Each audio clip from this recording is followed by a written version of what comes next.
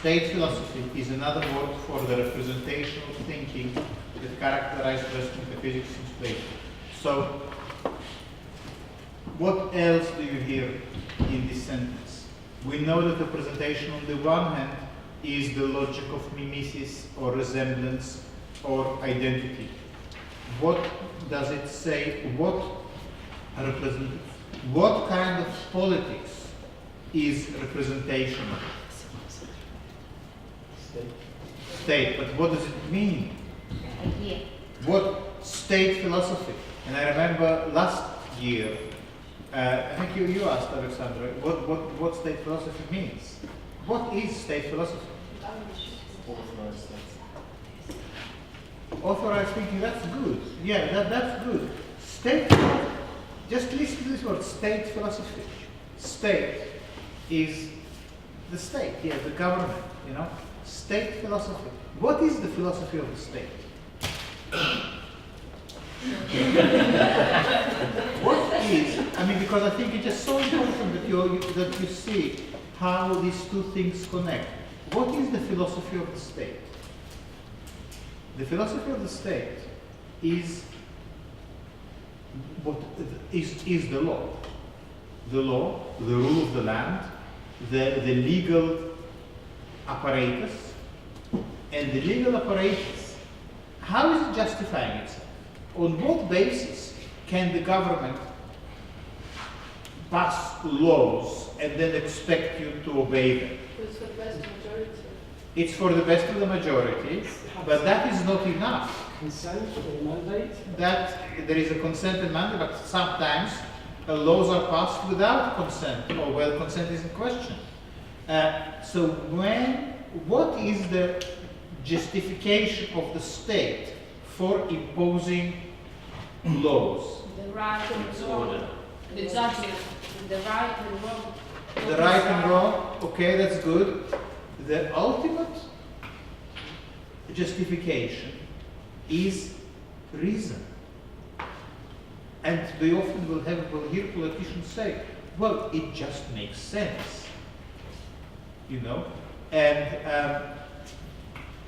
the ultimate justification of the law is that it is based on reason. Does it make sense to you? Yeah? That is how the law wants to be seen. The law wants to be reasonable. Because when the law is unreasonable, then you are entering the territory of despotism. You know? So, I can tell you,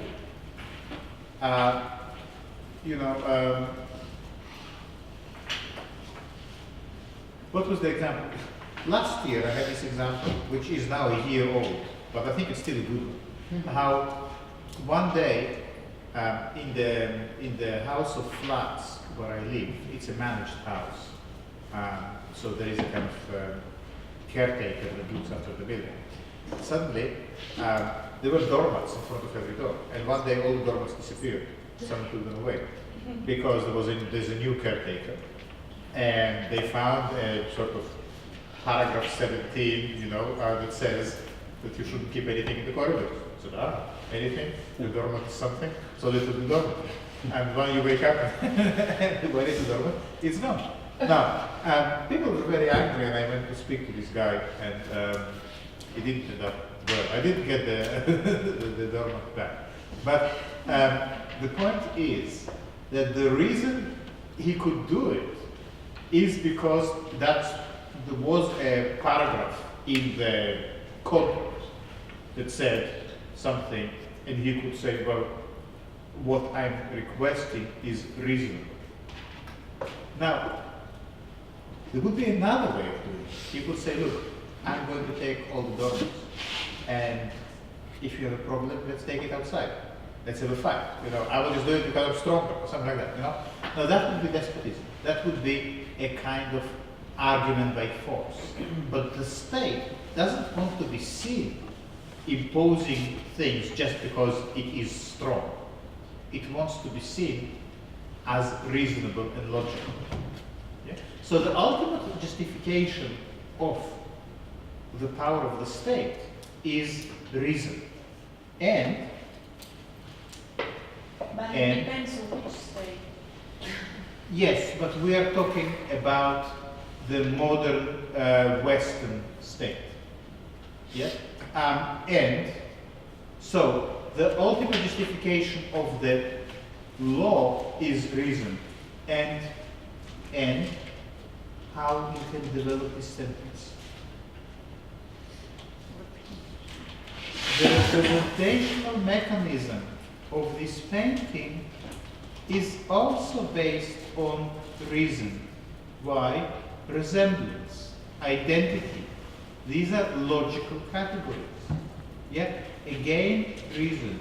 The same reason operates in the representational logic that makes this image represent some external reality, and in the state making its laws based on reason and logic. So the same logic operates in both the legal domain and the visual domain. And the logic is the logic of reason. The logic is also the logic of subjectivity. Yeah? The logic of the subject. Okay, so this state philosophy, could you read from it, please? It reposes on a double identity of the thinking subject and of the concept it creates, and to which it lends its own presumed attributes of sameness and constancy.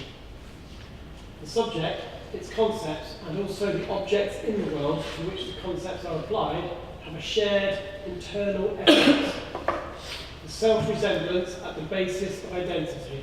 Okay, self-resemblance as the basis of identity. Again, do you see how it translates to the visual field?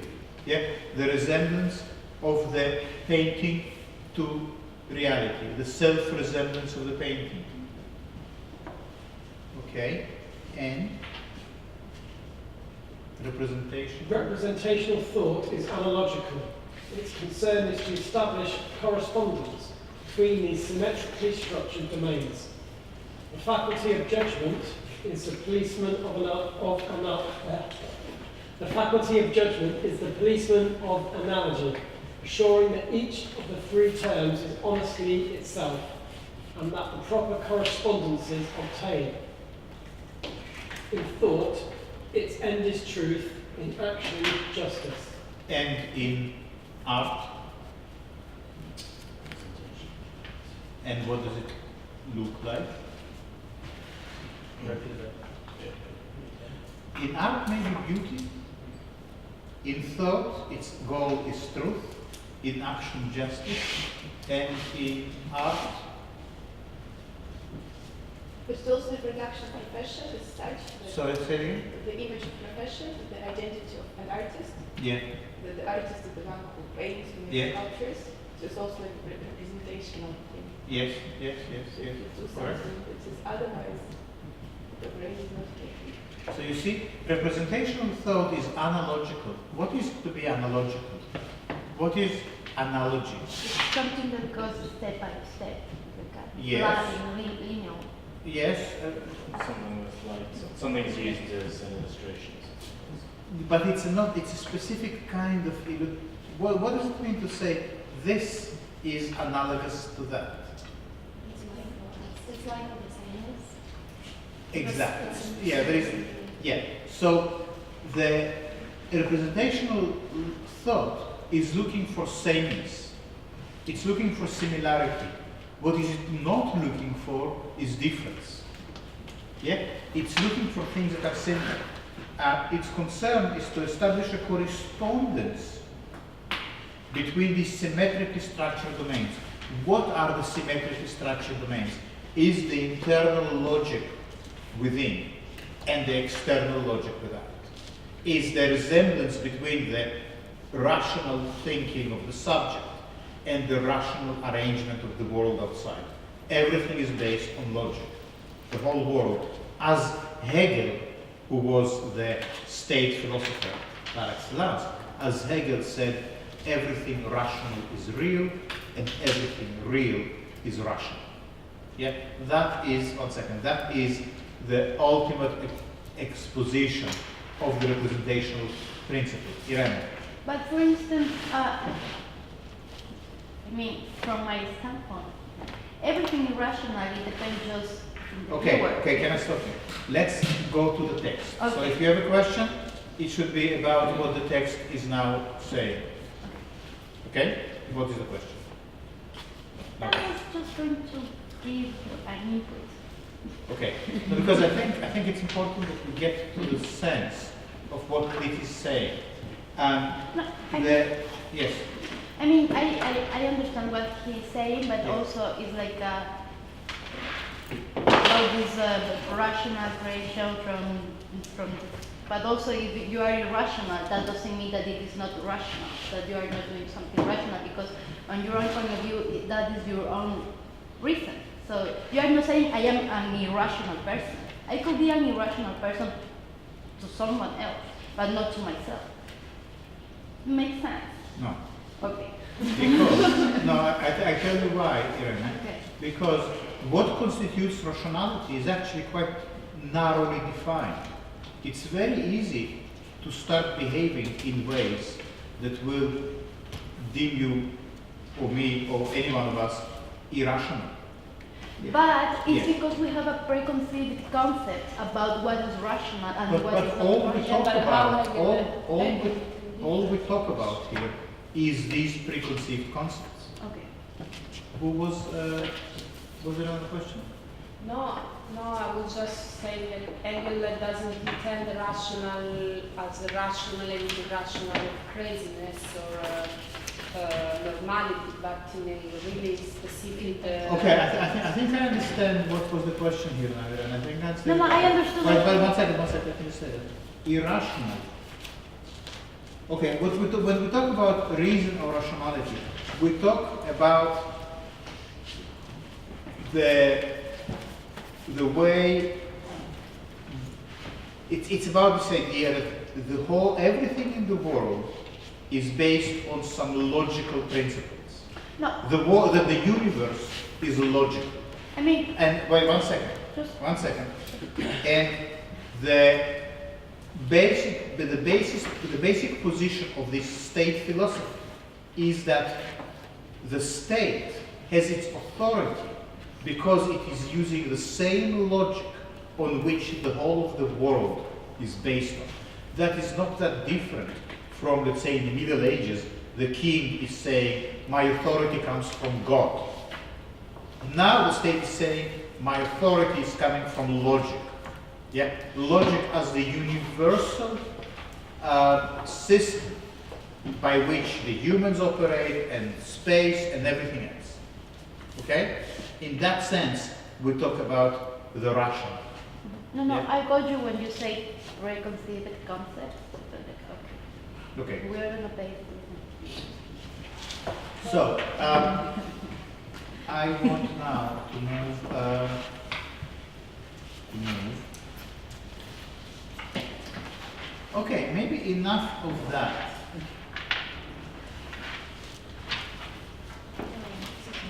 Yes. So when you said like interpretation is looking for the internal logic how things work, so you can also abstract anything is the ultimate form of representation in painting class. Maybe. If you want.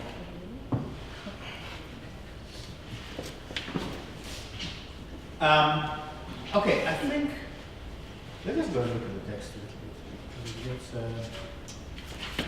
Okay, so let's go to the horizon. And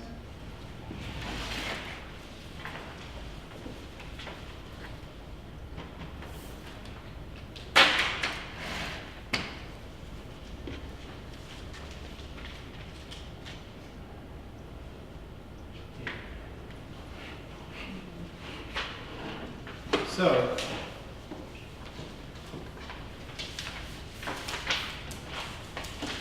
somehow the first page is in this PDF is different from the way it's supposed to be. It should look like this. 1, introduction. Riser. Okay, I don't know why it is missing, but last year we spent quite a long time looking at this image and trying to make some sense of what the chapter will be about just based on this image. So I just want to ask the people who were not here. So if you were here last year, don't say anything. Just for people for whom this is the first encounter. How do you understand this image? As a joke. Why is it a joke? It's playing with the normal structure of music and making fun of it. Maybe, yeah. Even though where exactly is the fun? But okay. So there is a musical structure that gets somehow distorted. What else? To change the fundamental basis of the music. Let's. I mean, it's good, but let's just say what we see here, so everyone sees the same thing. So the expectation of what it should be like. Okay, let's start from the basics. What we see here first. Music, right? Musical notation. That's how music is being written on these lines, yeah, on the stave of the 5 lines. Okay, so we have this. Is that all, or is there something else here? There is something else. Okay, which is what? No. Let's stay on that. On the title as well. That's right. But let's stay in this image. So there is a musical notation, but there is something else there. Yeah, it's not standard musical notation. It's going outside the boundary. It's going outside the boundaries. Excellent. That's a very good point. What else? Childish, like a scribble, a childish. Maybe the scribble. child, but I just wanted to just describe what you see first, because you're still missing some important points. Well, a kind of drawing on music. And how is it made? From the steps. Exactly. Yes. So you see how the lines normally.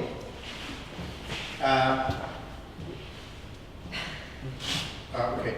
Let me just compare that for some musical notation. Yeah?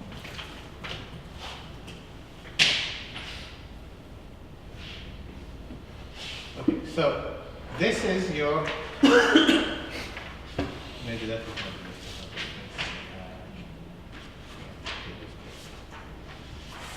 not so this is your typical sheet of music, of written music. You have the stave, the 5 lines, and on it you have the notes. Yeah, you can always tell the difference between the lines and the notes. It's like the lines in the notebook when you write. Yeah, the lines in the notebook and then the words that you write. They kind of exist in 2 separate domains. And if you train in music, you can read every note and know exactly where it is on the scale and how to play it with what force. Okay, that is the standard notation. Can you tell me just by looking at it what kind of music it is? And it's not about knowing how to read music. What kind of music do you think you will hear here? Harmonic. Okay. And why? Because it goes. Yeah. There is a sense of a little bit of continuity, like in this Vermeer painting. Yeah. Now let's go to this. So, what else do you see?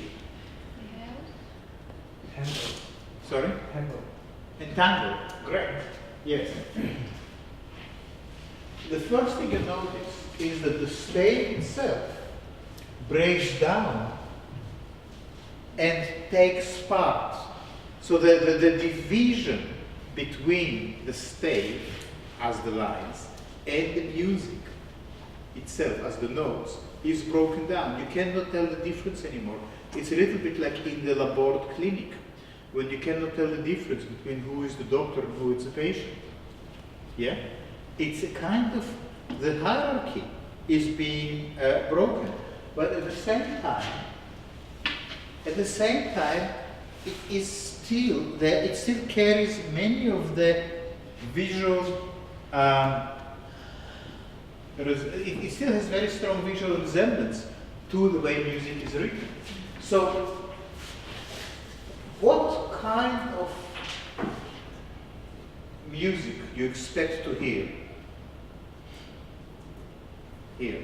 How would you play that? Is it still playable? Well, I think it is playable. I think it is very playable. And I think you can actually hear that this is not a harmonious. Exactly, yeah, it's clear, isn't it? Yeah? And you know, so that's why I don't think it's just a joke. I think that it's a very serious, well, maybe it is also a joke, but it's also a serious attempt to somehow make a form of music in which the traditional distinctions between the stave and the note are overcome, in which things just merge into each other, in which also something is being expressed which is kind of viral and violent and quite dissonant. Clearly, this is not a harmonious piece of music. Yeah, there is a sense of violence here, maybe more than it is a joke. It is a kind of it is an act of violence. Yeah, violence towards the way music is usually represented. But at the same time, it's not abandoning this representational system completely. It plays with it, it breaks it, but it still remains connected to it. So there is, it is this, that's quite interesting. And I think it is also an absolutely serious piece of musical notation. You can tell by all the detail on the left-hand side.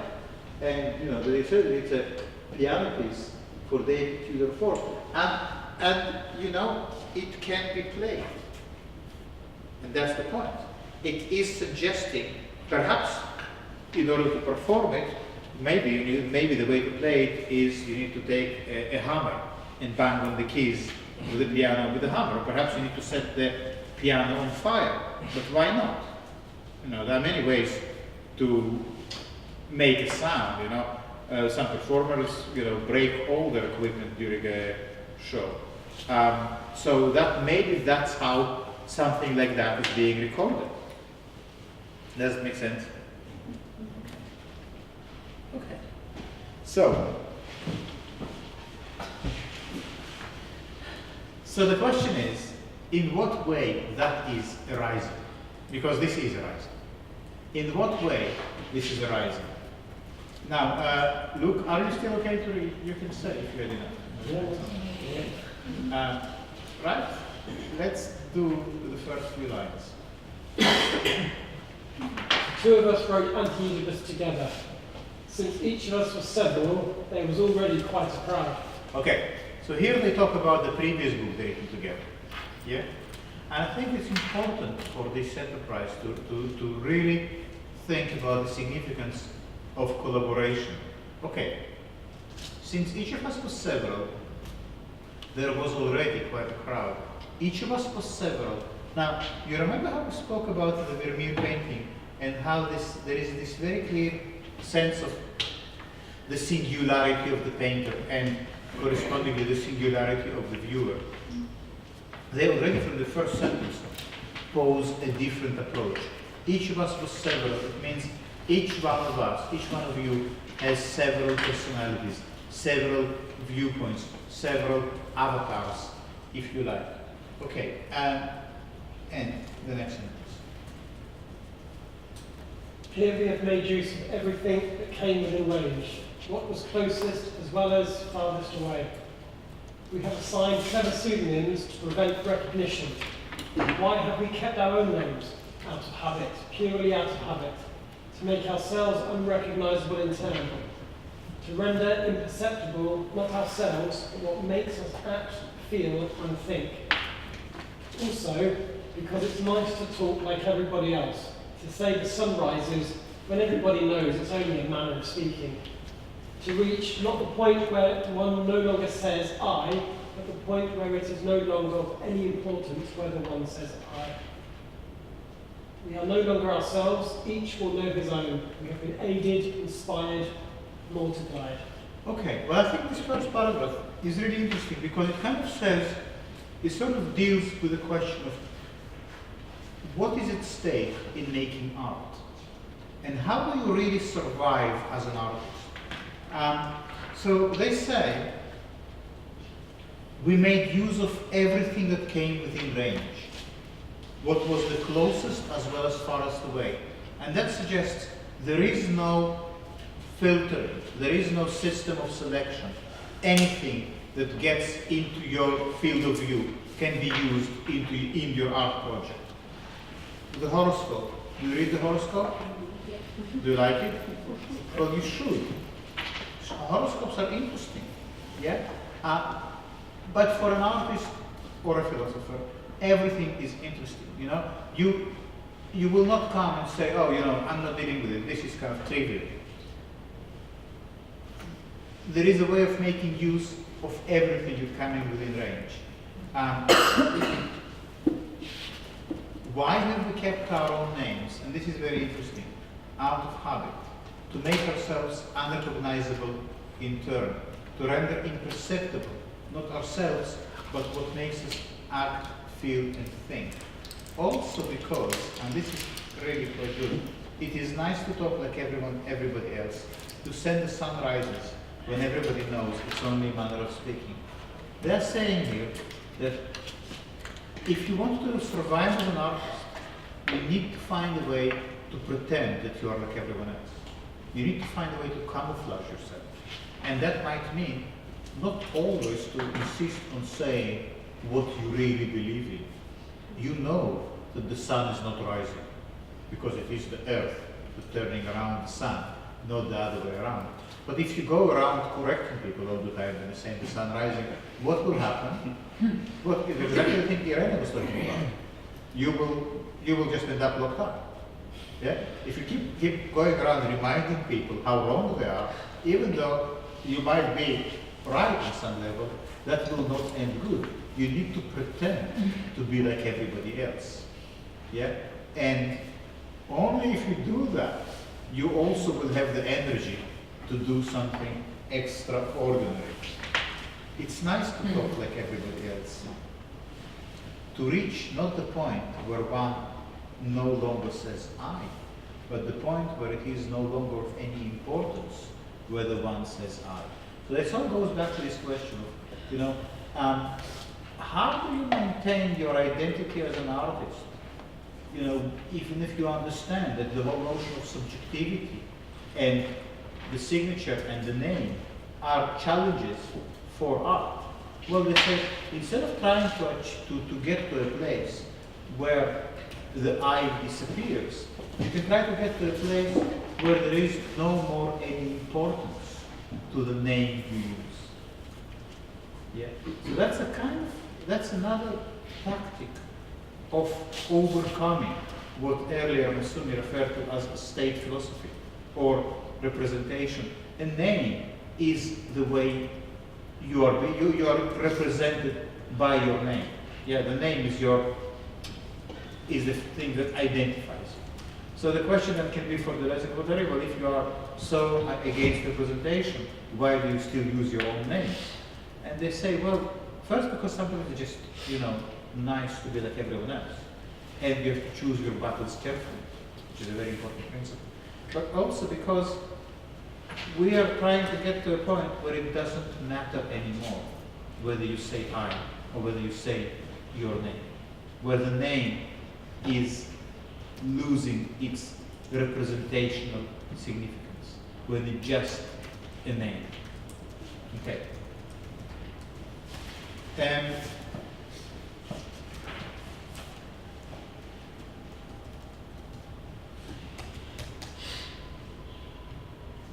okay, let's read the next few lines.